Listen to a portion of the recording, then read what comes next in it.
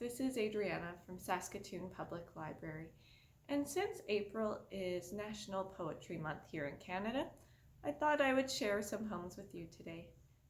And I'm sharing some poems with you today on Treaty 6 territory and the traditional homeland of the Métis. And I have two poems that I want to share today, and both are written by American poet Frank O'Hara. And one of the main reasons I picked this first one is because it seems to have a lot of nostalgia for youth or a time with a particular person. And I don't know about you, but springtime and the extreme changes in weather kind of creates this visceral feeling which always makes me very nostalgic for certain times and memories. So that brings me to Animals by Frank O'Hara.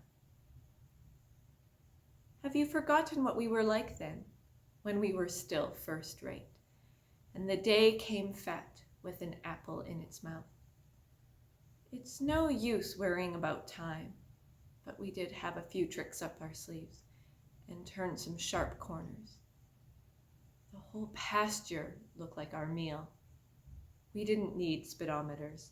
We could manage cocktails out of ice and water.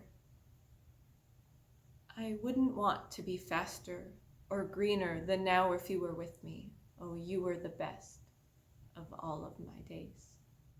Another reason why I really like poetry by Frank O'Hara is that he has a way of speaking almost directly to you, or it seems like he's really giving an impression of speaking to one specific person. And that's very true for the next poem I'm going to share, which is called For Grace After a Party. You do not always know what I am feeling. Last night in the warm spring air, while I was blazing my tirade against someone who does not interest me, it was love for you that set me afire.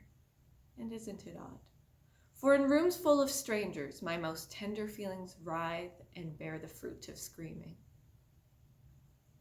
Put out your hand. Isn't there an ashtray suddenly there beside the bed? And someone you love enters the room and says, wouldn't you like your eggs a little different today?